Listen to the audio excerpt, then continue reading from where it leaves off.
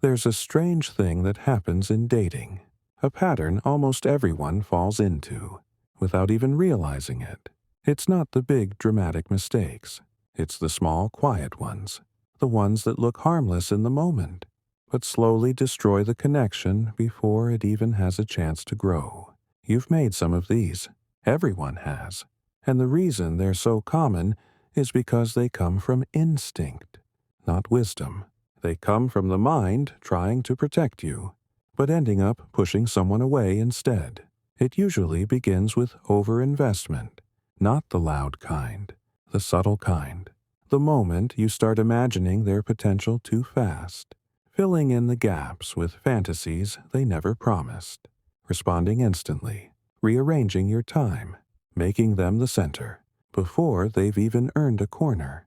And when someone feels you leaning too heavily on something that barely exists, they don't feel flattered. They feel pressure, invisible, heavy, silent, and they step back. Another hidden mistake is reading into the smallest signals with too much emotion. A late reply becomes a sign. A short message becomes rejection. A canceled plan becomes a personal attack. And instead of staying grounded, you spiral into assumptions. You analyze every detail like a detective chasing a ghost. But the truth is simple. People can sense when you're emotionally reacting to shadows, and nothing kills attraction faster than someone who doesn't trust the moment they're in. Then comes the silent self-betrayal, when you meet someone you really want, and immediately tone yourself down. You talk softer, you hide your opinions, you pretend to be less, not because you want to, but because you fear losing them. And the moment you shrink, the energy shifts. They don't fall for you, they fall for the mask. And the deeper you go into that performance, the harder it becomes to return to your real self. Eventually, the connection collapses under the weight of who you're pretending to be. Another mistake looks innocent, trying to be easy, never disagreeing, never pushing back, never showing standards. And while it seems polite, it removes the friction that creates attraction. People don't bond with perfection. They bond with truth. They bond with someone who has a spine, not someone who floats wherever the other person pushes. And at the core of everything, the biggest mistake, chasing certainty too fast, wanting to know if they're serious, wanting reassurance before anything has formed, wanting answers before there are questions. You rush the energy, you squeeze it, and what could have grown naturally now feels forced. Dating is not a hunt for perfection. It's a dance of presence. The less you chase, the more you attract. The less you overthink, the more you understand. The less you fear losing someone, the more space you give them to want you. The truth is simple but rarely practiced. Attraction grows in calm environments, not in panic, not in pressure, not in desperation. If you slow down, stay grounded, stay real, and let the connection breathe, you'll avoid almost every mistake people make. Because the best connections don't need to be forced. They just need to be allowed. And the moment you finally understand that, dating stops feeling like a test you're trying to pass. It becomes something quieter, softer, a connection that grows because you're no longer forcing it, or performing for it, or panicking over it. You move differently, you speak differently, you listen differently, and suddenly the people who once slipped away start holding on a little tighter. Not because you're doing more, but because you're finally letting the energy flow the way it's meant to. Where attraction isn't chased, it's sensed. Where effort isn't demanded, it's natural. Where two people meet in the middle, without fear, without pressure, without masks, just presence, just calm, just truth. There's something people rarely talk about in dating. The part that comes after the first mistakes. The part most never correct because they don't even realize it's happening. It's the subtle shift that begins once you start liking someone. A small change in energy, almost invisible, but powerful enough to derail everything. It begins when you start wanting them to like you back. That want, even when silent, begins to shape your behavior. You speak differently. You move differently. You become hyper-aware of their reactions. Every laugh feels like validation. Every quiet moment feels like danger. And without noticing, you stop being natural. You become strategic, careful, tense.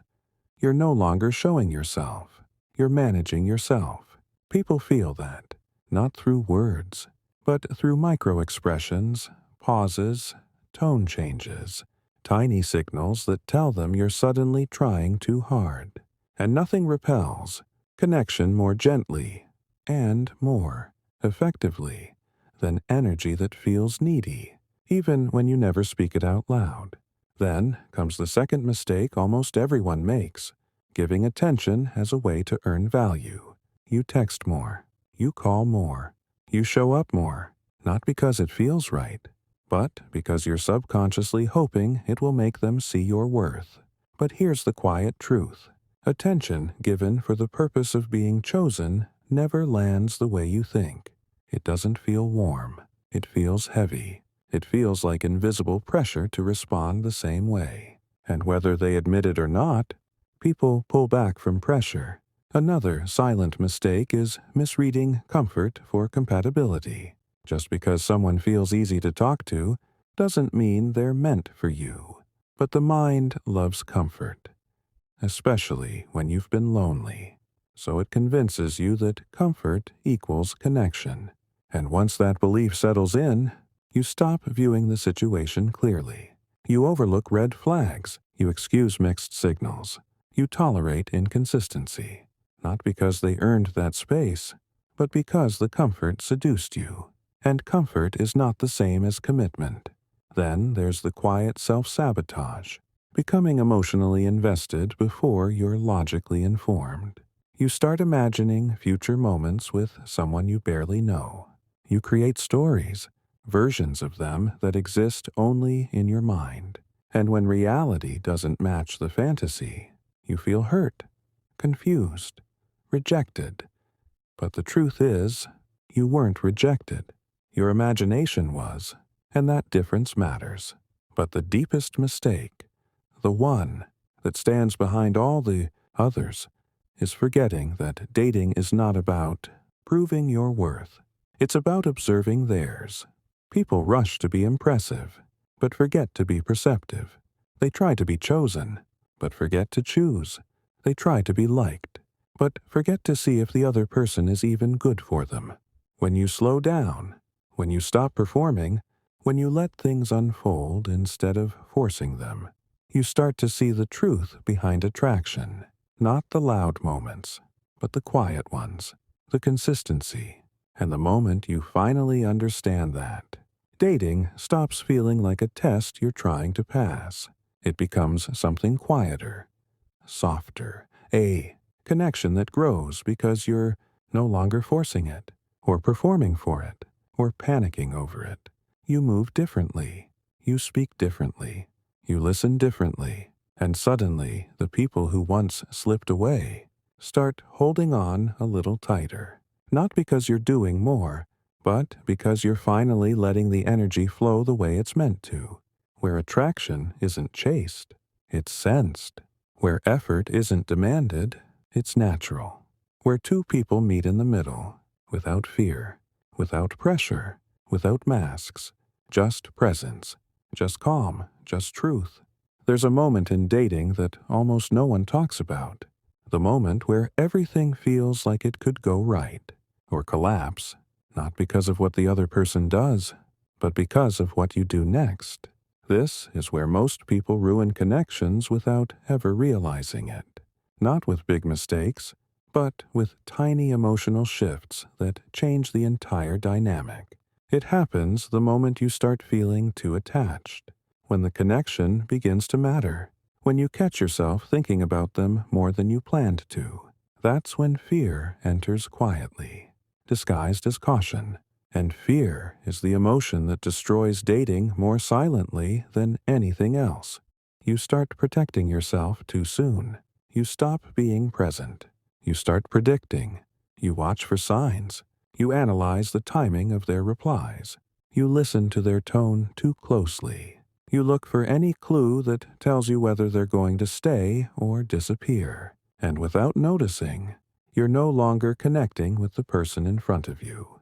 You're connecting with your fear of losing them. And people feel it, even if they don't have the words for it. They feel the shift. Something in your energy becomes less open, less relaxed, less natural. And attraction can't breathe in a space filled with silent fear. Then comes the next mistake. Subtly changing your boundaries. You accept behaviors you would never tolerate from anyone else because you don't want to lose them. You allow mixed signals. You forgive inconsistency. You lower your standards, not because it's love, but because it's anxiety disguised as loyalty. And the moment you lower your standards, they lower their effort. It's an unspoken law. Attention without boundaries becomes background noise, and people only value what they can feel they might lose. Another quiet mistake appears when you make them the center of your emotional weather. You have a good day when they text more, a bad day when they don't. You feel worthy when they show interest. You feel doubtful when they pull back. You hand over emotional control to someone who hasn't even earned your trust yet. And when your emotions attach too fast, their interest fades just as fast. And then, the final mistake everyone makes at least once, trying to secure the connection instead of experiencing it. You try to define it too early. You try to understand it too soon. You want labels before there's a foundation. You want certainty before there's clarity. You want answers before there's truth. But connections don't grow under interrogation.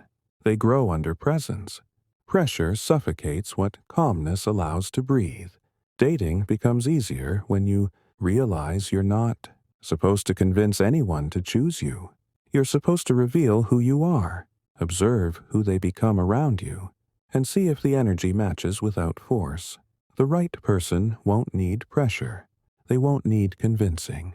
They won't make you shrink or guess or chase. They will flow toward you naturally, because the energy feels safe, unforced, real. And that's where connection truly begins, not in performance, not in fear, not in chasing, but in calm, where both people can finally meet without masks and simply choose each other. They will flow toward you naturally, because the energy feels safe, unforced, real.